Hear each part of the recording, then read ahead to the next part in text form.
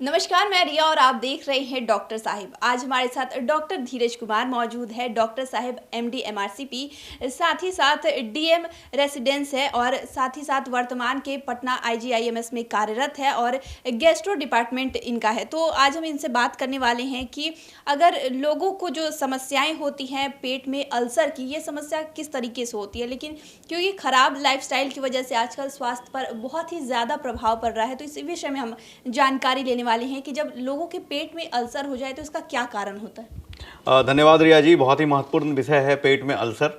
और मैं शुरुआत करना चाहता हूं कि जो आपका जो खाना है, आप मुंह में चबाते हैं, उसको आप खाते हैं, खाने की नली होती है जिसको इसोफेगस बोलते हैं। फिर आपका पेट शुरू होता है, पेट जो है स्टमक, उसके बाद आपका फिर इंटेस्टिन शुरू होता है जिसका पहला पार्ट है ड्यूडेनम, फिर आपका इंटेस्टिन है जिसका सेकंड पार्ट है जजनम, फिर आइलियम। तो ये एक डिवीजन बना हुआ है। तो हम ये पेट के अल्सर की बात करें तो पेट में हम मान के चलते हैं ये सारे जगह की बात हम करेंगे। तो इसोफेगस से शुरू करते हैं। बहुत बार पेशेंट लेके आता है कि खाने समय हमको दर्द हो रहा है घोटने में, हम खाना घोटते हैं तो दर्द होता है। एक कंप्लेन लेके आता है, एक कंप्लेन आता है खाना घोट ही नहीं पा रहा है, तीसरा कंप्लेन लेके आता है खाना खाने के बाद उल्टी कर दे रहे हैं, चौथा कंप्लेन आता है कि खाना खाने के बाद बहुत जोर का पेट में दर्द उठ रहा है, एंड जो बहुत इंपॉर्टेंट एक कंप्लेन लेके आता है कि खून की उल्टी हो रही है।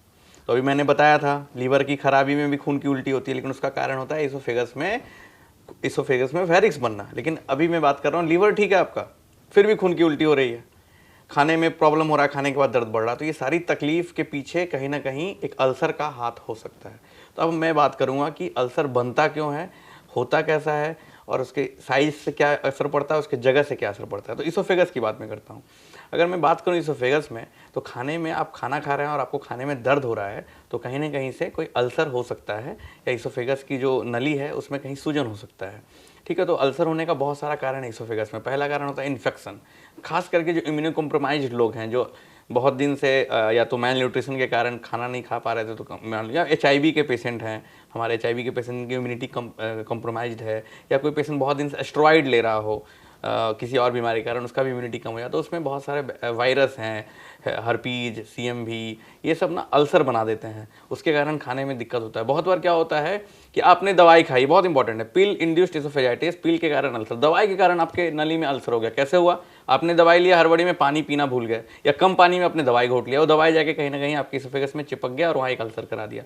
जो बहुत ही दवाई है, बहुत सारा नाम है, डॉक्सीसाइक्लिन है, आयरन की टैबलेट है, वो सब भी आपको, पोटेशियम की सिरप है, वो भी आपको अल्सर करा सकता है। तो ये सब चीज़ों का आपको ध्यान रखना है। तीसरी जो चीज़ होती है कि कैंसर, अल्सर, खाने की दिक्कत, खाना घोटने में दिक्कत, हो सके आपको कैंसर हो रखा है इसोफेगस में, खास करके जो ओल्ड एज है उसमें इसका चांस बढ़ जाता है। तो जब हम पाइप डालते हैं, इसमें सबसे अच्छी चीज़ क्या है, हमारे पास आज इक्विपमेंट है, एंडोस्कोपी बोलते हैं, हम अंदर मुंह के अंदर पाइप ले जा सकते हैं, जिसमें हम इसोफेगस, पेट को, सबको देख सकते हैं, उसका पूरा वीडियो आ जाता है आपके सामने। तो वो वीडियो में हम लोग देख सकते हैं अल्सर है, अल्सर का रूप कैसा है। अल्सर नॉर्मल लुकिंग अल्सर का मतलब हो गया कि सिमेट्रिकल है, छोटा सा साइज है, तो वो बेनाइन है, मतलब कैंसर नहीं है। अगर वही अल्सर जो है उसके साथ उसके चारों तरफ का जो एरिया है उठा हुआ है, लाल है, पूरा स्किन जो अगल बगल का उसमें बहुत सारी दरारें पड़ी हुई है, रूप बड़ा है, तो ये कैंसर का भी अल्सर हो सकता है। तो हम उसको वहाँ से टुकड़ा निकाल के उसका जांच भेजते हैं कि कैंसर है कि नहीं है, पहली बात। अब आते हैं पेट में अल्सर होने के क्या क्या कारण हो सकते हैं। तो एक बैक्टीरिया है बहुत ही common, H. Pylori. H. Pylori क्या कराता है, आपके पेट में बहुत दिन तक बैठा रहता है और वो अल्सर करा सकता है। और खास करके अल्सर होता क्या है, तो पेट नहीं, ड्यूडेनम का जो पहला हिस्सा है, जो छोटी आंत का जो पहला हिस्सा, वहाँ पे अल्सर बनता है। पेट के भी किसी भी हिस्से में अल्सर आपका बन सकता है। तो पहला तो हो गया कि H. पाइलोरी, दूसरा हो गया कैंसर के कारण अल्सर हो गया, तीसरा क्या हो सकता है, तीसरा आपका लाइफ स्टाइल। अब आता है भाई लाइफ स्टाइल से अल्सर कैसे हो गया। अब बहुत देर भूखे रहते हैं, आपके पेट में क्या एसिड है, कौन सा एसिड बनता है, HCl, उसका pH है 2-2.5। अब मान के चलिए ऐसा एसिड जिससे आप टॉयलेट साफ कर रहे हो, आपके पेट में कॉन्स्टेंटली बन रहा है। क्यों बन रहा है? क्योंकि खाना को पचाना है, बैक्टीरिया से बचाना है, एसिड आपके लिए बनाया गया है, भगवान ने आपको दिया। लेकिन अगर आप उसको सही समय पे भोजन नहीं दे रहे हैं पेट को, तो एसिड आपके पेट को ही डैमेज करना शुरू कर देगा और वो अल्सर का रूप ले सकता है। तो बहुत प्रोलॉन्ग फास्टिंग आप कर रहे हैं, इंटरमिटेंट फास्टिंग अलग चीज़ होता है कि आपने अपने हिसाब से कि 7 दिन में 1 दिन हम खाना नहीं खाएं, वो अलग चीज़ है। लेकिन आप क्या कर रहे हैं, सुबह उठते हैं 7 बजे, लेकिन आपका जो पहला खाने का शेड्यूल होना चाहिए ब्रेकफास्ट होना, लेके सीधे लंच कर रहे हैं आप, ये बैड हैबिट है, इसको बदल दीजिए। अगर आप रात को 8 बजे खाना खा रहे हैं, तो सुबह में 7 से 8 बजे फिर से आपको भोजन लेना चाहिए, और भोजन बहुत ही अच्छे ढंग का होना चाहिए, थोड़ा सा नहीं होना चाहिए। मैं हमेशा ये बोलता हूँ दर्शकों कि ब्रेकफास्ट राजा की तरह लो, लंच जो है नॉर्मल आदमी की तरह लो, और डिनर जो है वो भिखारी की तरह लो। सबसे कम जो रात का भोजन वो होना चाहिए। लेकिन उल्टा होता है, हमारी जितनी पार्टियां हैं, जितने हमारे ग्रुप सम्मेलन है सब रात में होते हैं और रात में हम लोग जम के खाते हैं, और ये आपके शरीर, आपके लीवर, पैंक्रियाज, इवन पेट, सबके लिए हार्मफुल है। तो ये एक तरीका अपनाइए कि सुबह उठ के आप जो ब्रेकफास्ट है बहुत हैवी लें, अच्छा खासा खाना खाएं।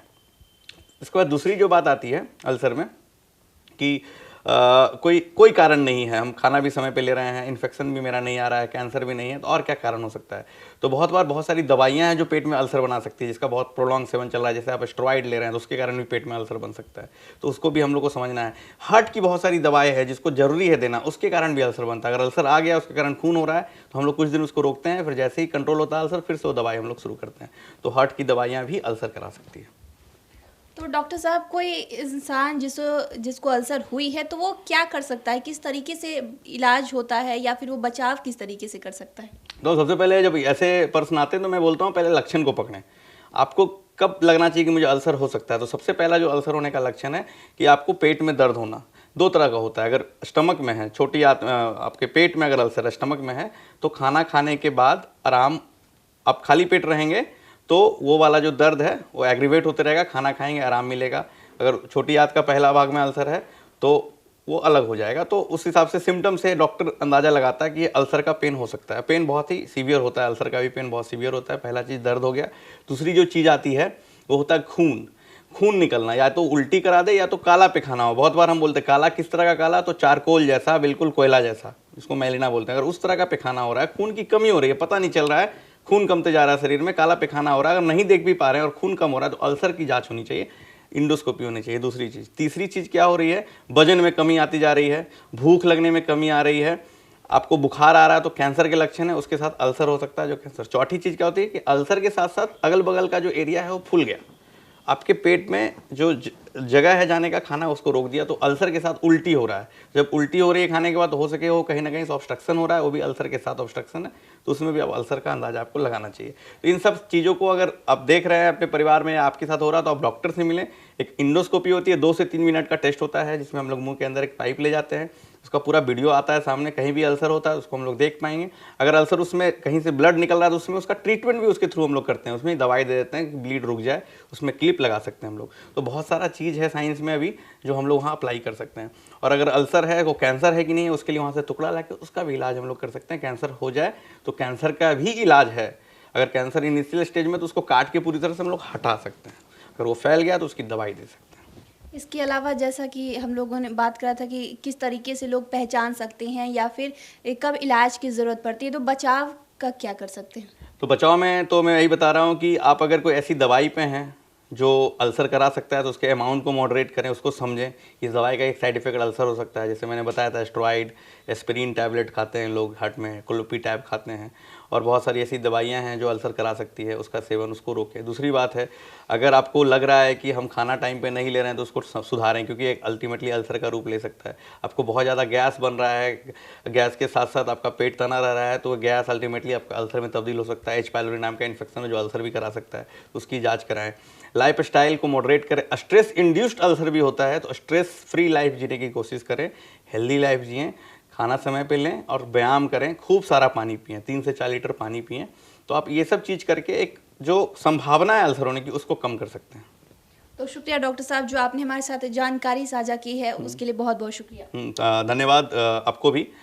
और दर्शकों में बस यही कहूँगा कि अल्सर अगर किसी बड़ी बीमारी के कारण हो रहा है तो उसके बारे में अगर आपको नहीं पता तो आप इसे नहीं रोक सकते, लेकिन जो ये सारी चीज़ें हैं जो मैंने आपको बताई, सही समय पे सोना, सही समय पे उठना, खूब सारा पानी पीना, एंटीऑक्सीडेंट रिच डाइट लेना, और कभी भी अननेसेसरी खाली पेट नहीं रहना, इन सब चीज़ों को अगर आप मिला दें तो आप अल्सर को होने से रोक सकते हैं।